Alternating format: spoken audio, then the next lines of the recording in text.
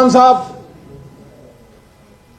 چاہے جیل میں ہو چاہے جیل سے باہر ہو، پچھلے 54 سال سے وہ سب ہلالی پرچم کے لیے دنیا میں چار دانگ عالم اپنی کوشش کر رہا ہے کہ ملک بھی میرا ہے اور فوج بھی میری ہے۔ میں دیکھ رہا ہوں پچھلے 3 دنوں سے حکومتی پروپیگنڈا، میں دیکھ رہا ہوں کہ اپنی کمزوریاں اور اپنی کوتا اندیشیوں کو تحریک انصاف کے بغض میں لپیٹ کر عوام کو ایک میٹھی گولی دینے کی کوشش کی جا رہی ہے۔ ہم اس کوشش کو رد کرتے ہیں، ہم اس تاثر کی نفی کرتے ہیں۔ ہمیں کوئی سکھائے گا پاکستان سے محبت کیا ہے؟ علی محمد کو سکھائے گا، عمران خان کو سکھائے گا، میرے لاکھوں کروڑوں تحریک انصاف کے ووٹر ورکر سپورٹر کو سکھائے گا کہ پاکستان سے محبت کیا ہے، فوج کیا چیز ہوتی ہے اور ملک کے لیے فوج کی کیا اہمیت ہے۔ آؤ اپنی ذمہ داریوں کو پہچانو۔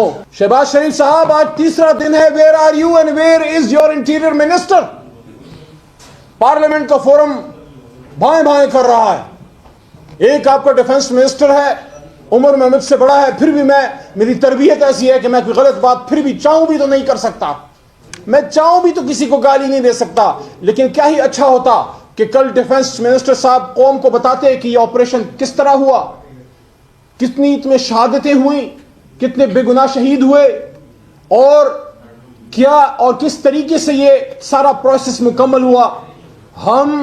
ہماری ایس ایس جی کے کمانڈوز، پاک فوج کے جوان اور حساس اداروں کے لوگ اور پیراملٹری کے جوان، جن لوگوں نے اس میں جس نے آپریشن کیا ہے اس میں اور جس نے اس کو سکسیسفلی کمپلیٹ کیا ہے، ہم ان کو سلام پیش کرتے ہیں۔ اور جو شہید ہیں، جو سویلینز شہید ہوئے ہیں، عام پاکستانی یا فورسز کے لوگ، وہ ہم سب کے مشترکہ شہید ہیں۔ لیکن اس ساتھ ساتھ یہ بھی میں کہنا چاہتا ہوں، اس مسئلے کا اگر کوئی صرف ملٹری حل تلاش کر رہا ہے تو وہ نہیں ہے، صرف فوجی حل اس کا نہیں ہے، صرف آپریشن اس کا حل نہیں ہے۔ 1972 جب میں اور آپ ہم میں سے شاید کوئی بھی تب پیدا نہیں ہوا تھا، اور بڑی ڈیموکریسی کی بات ہوتی ہے، کل بلاول صاحب نے بھی بڑی باتیں کی۔ آپ ہی کے نانا بھٹو صاحب کے دور میں آپریشن سٹارٹ ہوا تھا بلوچستان میں، لیکن اگر آپریشن حل ہوتا تو 50 سال سے تو زیادہ ہو گئے ہیں۔ گولی سے مسئلہ حل نہیں ہوا، بولی سے مسئلہ حل ہوگا۔ گولی سے مسئلہ حل نہیں ہوگا، بولی سے مسئلہ حل ہوگا، گفتگو سے مسئلہ حل ہوگا۔ سیاسی فورسز کو بٹھائیے، ان سے بات کیجئے، بلوچستان کے سٹیک ہولڈر سے بات کیجئے، خیبر پختونخوا کے اوریجنل سٹیک ہولڈر سے بات کیجئے، جو فارم 45 پہ ووٹ لے کے آتے ہیں، جو عوام کی جڑوں میں ہیں، جو عوام کے ساتھ ان کا رشتہ ہے، ان سے بات کیجئے۔ سندھی پانی پہ سندھ میں بڑا انرست ہے، سندھیوں سے بات کیجئے۔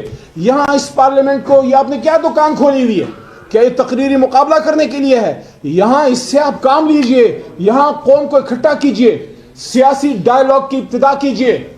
میں آج قومی اسمبلی کے فلور سے باہر پارلیمنٹ کے آنگن میں یہاں کلمے کے نیچے آپ سے مخاطب ہوں، یہ کہہ رہا ہوں کہ بلوچستان کی سنگینی کو سمجھیے۔ جو ہم سے لڑ رہے ہیں، جو ہم پہ گولی چلا رہے ہیں، میں فورسز کو کہتا ہوں کہ آپ جب ان سے مقابلہ کر رہے ہوتے ہیں، آپ یہ نہ سمجھیے آپ اکیلے ہیں، 25 کروڑ کے 25 کروڑ آپ کے ساتھ ہیں۔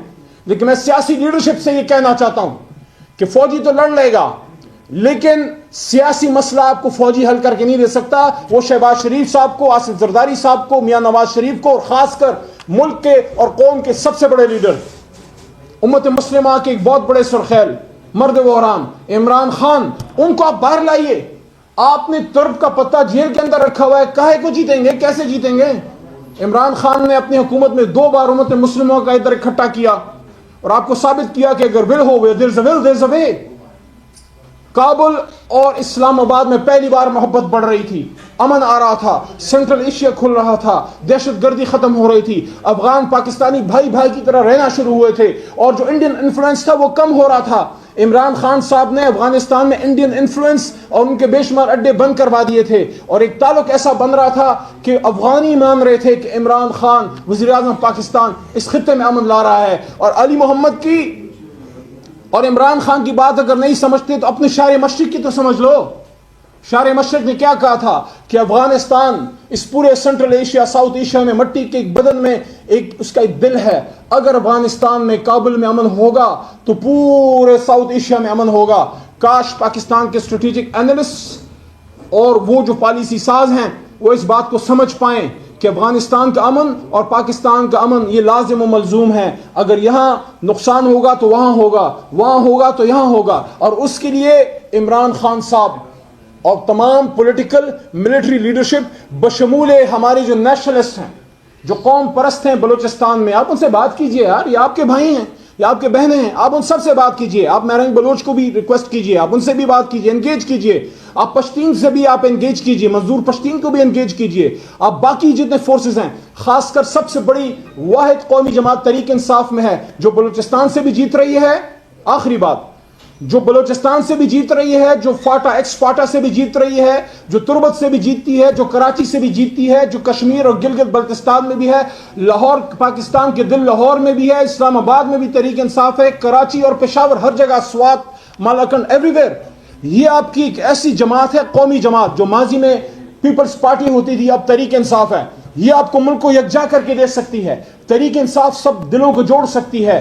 کیا ہی اچھا نظارہ ہوگا کہ تمام نیشنلسٹ، تمام مذہبی اور سیاسی جماعتیں اور عسکری قیادت، آپ یہاں پہ آئیے، اس پارلیمنٹ میں کلمے کے نیچے بیٹھیے، کہیں جانے کی ضرورت نہیں ہے. یہاں آئیے، یہاں بیٹھیے، ڈائلاگ کیجئے، مسئلے کو حل کیجئے. جب آپ بلوچوں کے، بلوچستان کے لوگوں کے مسئلے کے حل پہ سنجیدہ نظر آئیں گے، وہاں کی عوام بھی آپ پر ٹرسٹ کرنا شروع کرے گی، اور تب دہشت گرد اکیلے ہوں گے جو ہندوستان کے فنڈوں پہ پلتے ہیں، جو ہندوستان کے پیسوں پہ پلتے ہیں، اور پاکستان وہ بالکل اکیلے رہ جائیں گے. یقین کیجئے گنتی کے چند لوگ ہوں گے جو آپ سے ناراض ہیں، جن کو گلے ہیں، جن کو شکوے ہیں. ان کو اپنے سینے سے لگائیے. اور ہم تو ہمیشہ یہ سنتے تھے کہ ریاست ماں جیسی ہوتی ہے. بڑا ہو گیا سو تیری ماں کا کردار، اب سگی ماں کا کردار اپنائیے. بہت شکریہ. پاکستان زندہ باد.